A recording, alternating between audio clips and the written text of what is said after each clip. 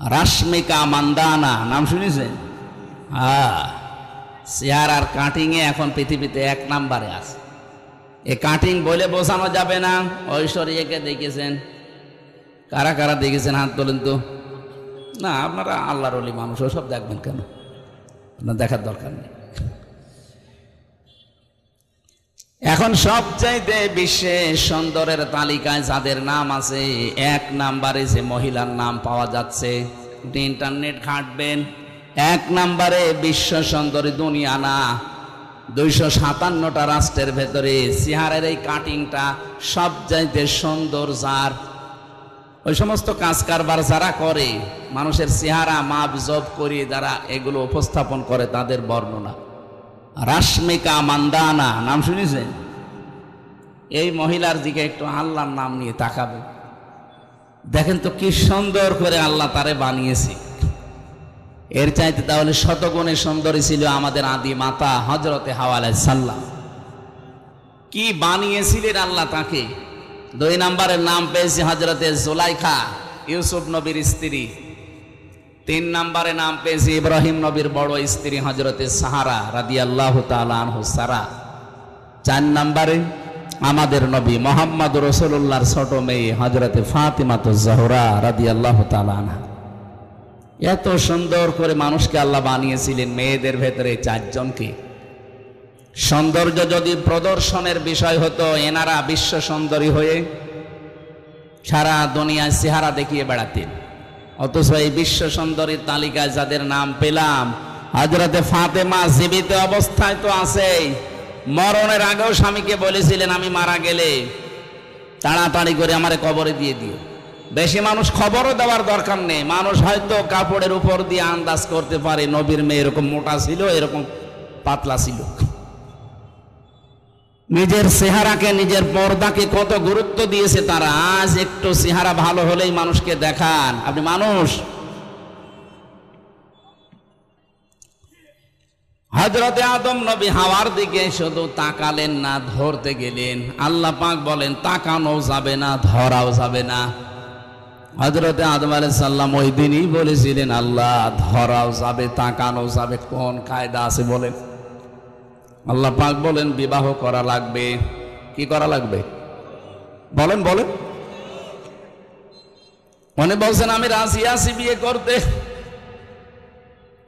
আল্লাহ পাক বলেন শুধু বিয়ে করতে রাজি হলেই হবে না, বিয়ের আগে দেন মোহর দেওয়া লাগবে। না, আমার কাছে কিছু নেই।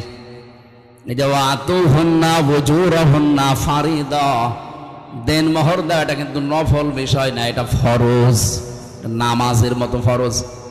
আজ যদিও অনেকে এরকম আদায় করতে চান না, যেটা যে ফরজ অনেকে জানেন তারপরও দিতে চান না। ফরজ কোনো বিষয় আপনি ইয়ারকি মারেন কোন কারণে? যাদের দেন মোহর বাকি আছে হাতে পায়ে ধরে বলছি দিয়ে দেবেন। যদি ফাঁকি দেওয়ার নিয়ত থাকে জেনাকারের কাতারে উঠবেন কিয়ামতে। এখানে বাকি আছে কার হাত তোলেন তো দেখি। একজন? না না, ঠিক আছে। এই স্টেজে যারা আছে সব মনে হয় দিয়ে দিয়েছে, আলহামদুলিল্লাহ। মানে এত বড় বড় আল্লাহর ওলি যদি না দেয়। এখান থেকে কয়েকটা মাসলা আমি এনেছি। এই যে যারা বিয়ে 2টা 3টা 4টা করলেই অনেকে মন খারাপ করে, না ও চরিত্র খারাপ হয়ে গেছে। আরে বেটা, বিয়ে যারা বেশি করে তো চরিত্র ভালো। আমার রিমান্ডে, আমার আকিস গ্রুপে আমি চাকরি করতাম। ওনার ছেলে যেই কয়টা, আকিসের তো 3টা বউ, ওনার বড় ছেলে 4টা। প্রায়গুলোই 3টা 4টা 2টার নিচে মনে হয় নেই।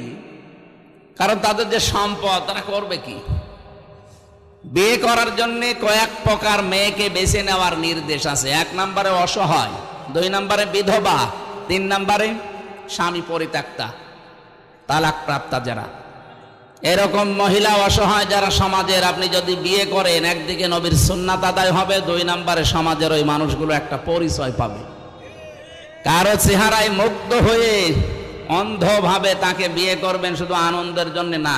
এই কারণগুলো যদি থাকে, সে যদি 2 2 3 3 4 4 বিয়ে করে ইনসাফ কায়েম করতে পারে, সেটা একটা আল্লাহর ওলি। আল্লাহর ওলি দেখার জন্য আপনি সে চট্টগ্রাম চলে যাচ্ছেন।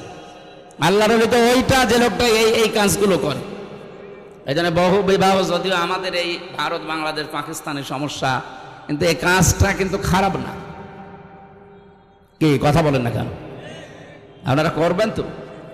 আমি তো বলছি, কিন্তু আমার তো সম্ভব না, আমাদের শরীর, আমার দ্বারা হবে না। যারা করেছেন মারহাবা, আলহামদুলিল্লাহ।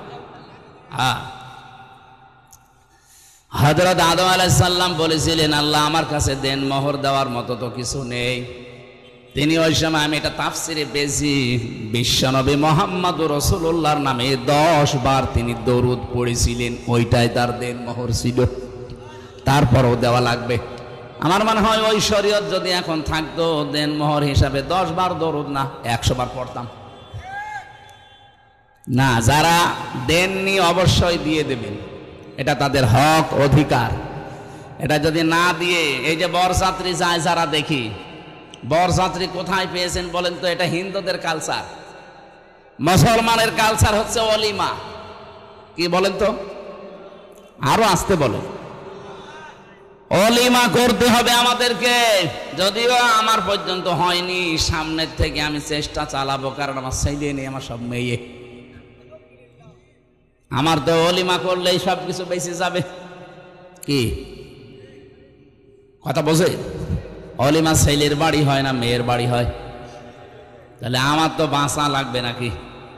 যদিও আমার শ্বশুর ধরা খেয়েছে, বেশি মানুষ নিয়ে, আমি 7 জন মানুষ নিয়ে গিয়েছিলাম, যাক হয়ে গেছে। কিন্তু এখন থেকে না, আর বরযাত্রী নয়। কেউ বরযাত্রী দাওয়াত দিলে বলবেন আমি যাব না, আমার অলিমার দাওয়াত দেন, আমি আসি। কি কথা বলে না কেন? এটা একটা জুলুম হয়ে যায় মেয়ের বাপের ওপরে। 18, 20 বছর, 22 বছর এত কষ্ট করে একটা মেয়েকে লালন পালন করার পরে আপনার হাতে তুলে দিচ্ছে, এরপরও আবার তার কাছে 200 মানুষ খাওয়ানো লাগবে। মানে এই যে 20 বছর 25 বছর পর্যন্ত মেয়েটার পেছনে যে খরচ, তাকে লেখাপড়া করানো, খাওয়ানো, বলেন তো এর উপকার সারা জীবন তার বাবা মা একদিনও পাবে না? যত উপকার এখন থেকে সারা জীবন আপনি পাবেন। আপনার সন্তান সে পেটে নেবে, আপনার সন্তান লালন পালন করা, সেবা করা, যা করার সাংসারিক সব আপনার বউ করছে এই মেয়েটা। এত কিছু সারা জীবনের জন্য ফিরি দেওয়ার পরেও ওকে দেখছে, তাই তো কত না। এরপরে আবার আপনাকে 200 লোক খাওয়াতে হবে কোন কারণে? এই জন্য বরযাত্রীদের সিস্টেম বাদ দেওয়া দরকার। যারা ছেলের বাবা আছেন এটা বাদ দেবেন তো? এই বেটা তো আওয়াজ পাওয়া যাচ্ছে না, তার মানে এটা চলবে না। এখন থেকে ওলিমার সিস্টেম চালু হবে ইনশাআল্লাহ। কথা বলেন ইনশাআল্লাহ। বরযাত্রী দাওয়াত দিলে একেবারে মুখের উপরে না করে দেবেন না, আমি ওই ছোট লোকের কাজে নেই, আমার ওলিমার দাওয়াত দেন, দরকার আমার বউ নিয়ে যাব। কথা বলেন না কেন? আমার ভাইরা, আমি এখান থেকে যেটা নিয়ে আসার জন্য বলছিলাম, সেই পৃথিবীর শুরু থেকে এই মেয়েদের উপরে আকর্ষণ তৈরি করেছেন কে? এটা এখন বিকর্ষণে পরিণত করে মহিলাই বিয়ে করবে। আজ 3 দিন আগে কুষ্টিয়ায় 2 জন মহিলা জিদ ধরেছে যে আমরা বিয়ে করব, যদি না দেন আমরা মরে যাব। আমরা মেয়েরা বিয়ে করবে, তাই আমরা কি করছি? কি কথা বলেন না কেন? আমাদের কাজ কি? এই সমকামিতা এটা প্রমোট করছে এক শ্রেণীর মানুষ। ঢাকায় নাকি এখন শুনছি মানবতার অফিস নামে সমকামিতার অফিস তারা চালু করতে চাচ্ছে। না, এটা হতে দেওয়া যাবে না, এটা আল্লাহর পুরা নিষিদ্ধ। এরা উল্টিয়ে ফেলেছে আল্লাহর সিস্টেমকে। এই জন্য আল্লাহ এক জর্ডানে একটা জায়গাকে ডেড সি বানিয়ে দিয়েছেন, মৃত সাগর। এই দেশকে আল্লাহর গজব দিয়ে ঢেকে ফেলার জন্য অনেকে সূক্ষ্ম ষড়যন্ত্র করছে। এই 15.5 বছরের ভেতর এটার বীজ বপন হয়েছে। আমরা চাই না এই পাপটা এদেশে জারি হোক। লূত আলাইহিস সালামের ঘটনাটার কাহিনী আমি এই জন্য ইঙ্গিত দিলাম। আল্লাহ বলেন এই সেই ঘরগুলো আল্লাহর অবাধ্যতায় পরিণত হয়েছিল। এই ঘরগুলো দেখেন, বিমা জলামো, তাদের জুলমের কারণে। আল্লাহ রাব্বুল আলামিন এই খাফিয়াতান শব্দ আয়াতের মাঝে দেওয়ার পরে আমার মনে হয় এই আয়াতটা 2024 সালের 5 আগস্টের বিকাল 5টার আগে মনে হয় নাজিল আরেকবার হয়েছে। আল্লাহ ফাতিলকা বুয়ুতুহুম, তুমি একটু তাকাও না কেন এই সেই ঘরগুলো। ফানজুর কাইফা কানা আকিবাতু মাকরিহিম আন্না দাম্মারনাহুম ওয়া কওমাহুম আজমাইন। হ্যাঁ নবী, একটু নজর করেন না এই মকরবাজগুলো, এই দুর্বিসন্ধি ষড়যন্ত্র যারা করেছিল, এদের আচরণ, এদের পরিণাম আমি আল্লাহ কি করেছিলাম আপনি দেখেন। আন্না, এর ফাইল সরাসরি আল্লাহ নিজে। দাম্মারনাহুম ওয়া কওমাহুম আজমাইন, তাদেরকে এবং তাদের জাতিকে, কওমকে আমি আল্লাহ সামলে ধ্বংস করে দিয়েছিলাম, শিকড় পর্যন্ত তুলে ফেলেছি। এখান থেকে আমি যেটা পেয়েছি বাংলাদেশের সাথে, এই যে খাবিয়াতান শব্দটা দিয়ে, আল্লাহ বলেন এদের জুলুমের কারণে ওদের বাড়ি ঘরগুলো পরিত্যক্ত হয়ে আছে, ওজার গৃহ বানিয়ে দিয়েছি, জনশূন্য করে দিয়েছি। এর বাস্তব প্রমাণ আমার কুষ্টিয়ার হানিফের বাড়ি। আপনাদের মোহনপুরে আল্লাহর ওলির খবর কি আমি জানি না? হ্যাঁ, আগস্টের 5 তারিখের পরে আমি সর্বোচ্চ 10 দিন বাইরে ছিলাম, সিঙ্গাপুর, মালয়েশিয়া দিয়ে। এরপরে তো এদেশের প্রায় থানায় আমি যাচ্ছি, যেখানেই যাচ্ছি দেখছি জালেমদের বাড়ি ঘর এই খাবিয়াতান আল্লাহ বানিয়ে দিয়েছে। এটা যদিও জনগণের হাতে, কিন্তু এর ফাইল আল্লাহ নিজে। আন্না দাম্মারনাহুম, আমি নিজে তাদেরকে ধ্বংস করেছি। এদের বাড়ি ঘর গুলাস পরিত্যক্ত। 3 দিন আগের পত্রিকা, সবচাইতে দামি বাড়ি যেটা মানুষ চোমা খেত গিয়ে, এই বাড়ি এখন জাতীয় টয়লেট হয়ে যাচ্ছে। জামাতবদ্ধ হয়ে 8-9 জন একসাথে যাচ্ছে আর বিভিন্ন দিকে মুখ করে চালাচ্ছে। বলেন তো, এত দামি বাড়ি, এত দামি নামি জায়গা যদি আল্লাহ জাতীয় টয়লেট বানিয়ে দিতে পারে, এর পরের শব্দের লাম আছে, ইন্না ফি যালিকা লাআয়াতান, এখানে লামে তাকিদ। আল্লাহ বলেন এর ভেতরে নিদর্শন আছে, অবশ্যই নিদর্শন আছে। লিকাউমি ইয়ালামুন, যারা জ্ঞানী তাদের জন্য কি নিদর্শন। এত বড় বড় পাকা পাকা জালেমের বাড়িগুলো যদি আল্লাহ উজাড় গৃহ বানিয়ে দিতে পারে, আগামীতে যারা চেয়ারে বসবে এরাও যদি এরকম জালেম হয়, তাদের বাড়ি ঘর উজাড় গৃহ হয়ে যাবে। কি বোঝাতে চায় আমার মনে হয় আপনি বুঝাতে পেরে ফেলেছেন। এরপরেও যদি কেউ না বোঝার ভান করে থাকেন, সেদিন আপনার বাড়ি এরকম পায়খানা হবে, সেদিন টের পাবেন। এই জন্য যেন না হয়, কারণ জুলুমের এই জায়গাগুলো আল্লাহর কাছে অভিশপ্ত হয়ে যায়। যারা হজ করতে গেছে স্যার সহ জিজ্ঞাসা করেন, একটা জায়গা আছে একটু জোরে যাওয়া লাগে, গজবের জায়গা ওইটা। আবু জাহেলের বাড়ি পর্যন্ত গজবের জায়গা। জাতীয় টয়লেট নাই, ইন্টারন্যাশনাল টয়লেট বানিয়ে দিয়েছে আল্লাহ। অথচ কি দামি জায়গা, বাদশার বাড়ি। এত দাপটওয়ালা বাদশাহ 14টা কাজ করেছিল আল্লাহ এবং রাসূলের বিরুদ্ধে। এই জন্য তার বাড়ি যদি আজ ইন্টারন্যাশনাল পায়খানা, কিয়ামত পর্যন্ত থাকবে। 15টা কাজ আপনি এক কাটি বেশি করে ফেলেছেন এই 15.5 বছরে। আমি বলবো যদি সময় থাকে সামনে, 15টা কাজ করার পরে আপনার বাড়িও দেখবেন জালেমদের বাড়ি আল্লাহ জাতীয় টয়লেট বানিয়ে দেবে। কারণ আছে, কাবা শরীফ তাওয়াফ করার পরে ওই উপরে গেলাম, হঠাৎ দেখছি পেটে আমার যন্ত্রণা ব্যথা করছে। এক পুলিশকে ডাক দিয়ে বললাম, ইয়া সাদিক তাঁল, এ ভাই এদিকে আসেন, বন্ধু এদিকে আসেন। বলে কি? জিজ্ঞাসা করলাম আমার নিজের ওনার ভাষা দিয়ে, আমার পেটে তো ব্যথা করছে, এতক্ষণ তো ভালোই লাগছিল, ফার্মেসি কত দূর? আমার বলছে, ইয়া হাজিল হজ্জা তাই না বিলা দোকা। হাজি দেশ কোথায়? যে তুমি বাংলাদেশ। বাংলাদেশ থেকে এসেছি। আমার বলছে, হাজি জানেন না এটা কোন জায়গা? না তো। আবু জাহেলের বাড়ি।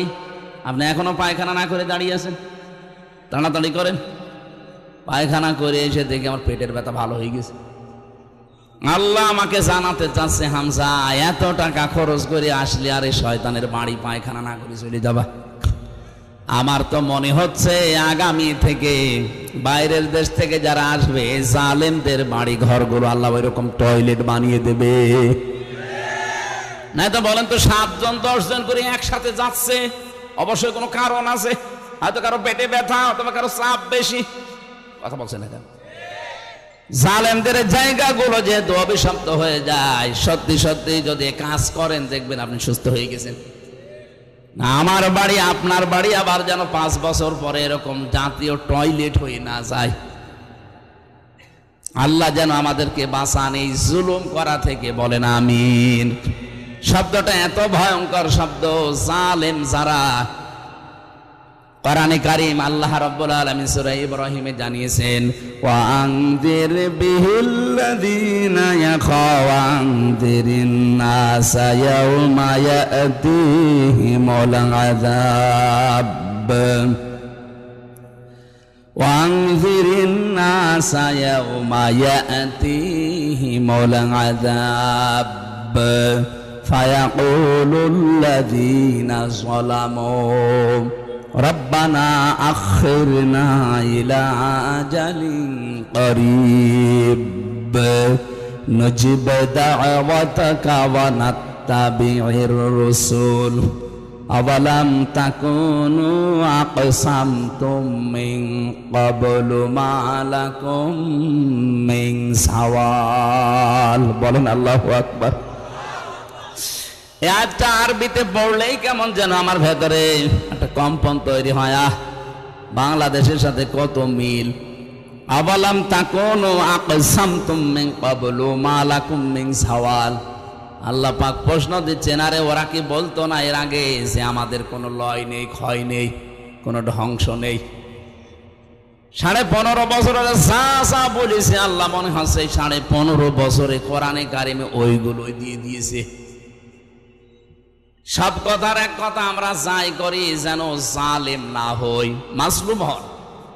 কারণ মাজলুমের পক্ষে আমার আল্লাহ, কিন্তু জালেমের বিপক্ষে আল্লাহ নিজে মামলা দেবে।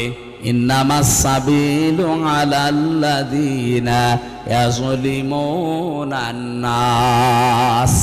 সূরা শুরার 42 নম্বর আয়াতের প্রথম অংশে আছে, অবশ্যই আমি আল্লাহ নিজে অভিযোগ দেব, মামলা দেব, কেস করব জালেমদের বিরুদ্ধে, যারা মানুষ হয়ে মানুষের উপরে জুলুম করে। এখানে ইয়াজলিমুনাল মুসলিমুনা নেই, ইয়াজলিমুনা মুজারে, এরা লাগে নাস দিয়েছেন, মুসলিমুনা দেয়নি আল্লাহ। মানুষ হয়ে যদি কেউ মানুষের উপরে জুলুম করে এবং করবে, অনেকে এখন করছে না কিন্তু নিয়ত করে আছে যে করব, সুযোগ পাই, এরকম নিয়ত অনেকের নেই। অনেকে এই নিয়ত করে অলরেডি বসে আছে যে একটু বসি আগে দেখেন কি করি। এই জন্য ইয়াজলিমুনা দিয়েছেন। বর্তমান ভবিষ্যতে, ভবিষ্যৎ বলতে কিয়ামত পর্যন্ত মানুষ হয়ে যারা মানুষের অধিকার নষ্ট করে তাদের উপরে জুলুম করে।